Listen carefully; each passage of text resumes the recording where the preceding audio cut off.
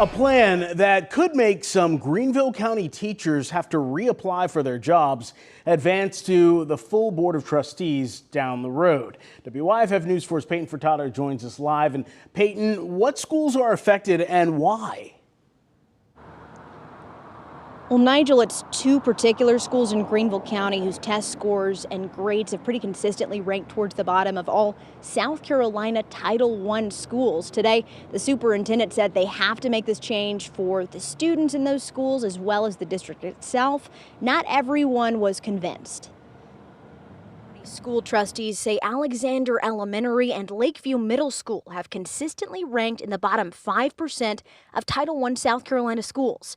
If nothing changes, the state will take over Lakeview in 2025. All the other things we've done aren't working. They're not working. It's time for us to do something radically different. That's why a plan called Elevate advanced to a board vote earlier today. The plan would raise salaries for full-time employees at both schools by $5,000. The catch? Every current employee would have to reapply for their jobs, and their jobs would be tied to student test scores and report cards.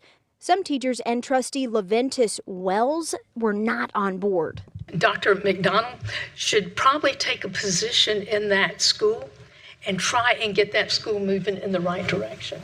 If that teacher's students don't meet requirements, they'll be moved elsewhere in the district for less pay. The moving of teachers after 2 years, that is problematic because if a teacher is truly subpar and not doing their job, then moving a problem is not the answer. But these schools provide unique challenges. Trustees said 62% of the students at both schools are still learning English, and there have been issues retaining teachers. Many of the issues that questions have arisen about are quite frankly answered by more experienced personnel. Though some taxpayers we spoke with today were worried that this would exacerbate a teacher shortage, most trustees believed it could attract even more talent to the district. A lot of them are going to jump at the opportunity to go there because the last several years that they work, that's going to determine what their retirement income is. This is a 4-year plan that would require $3 million from Title I funds and $4.5 million from the general fund. It was voted in favor by the committee on the whole today. Everyone but Leventis Wells voted in favor of that. It's now going to go to a full vote to the Board of Trustees at their next regular meeting. We're going to have more on that as it becomes available. But for now, live in Greenville County, I'm Peyton Furtado for WYFF News 4.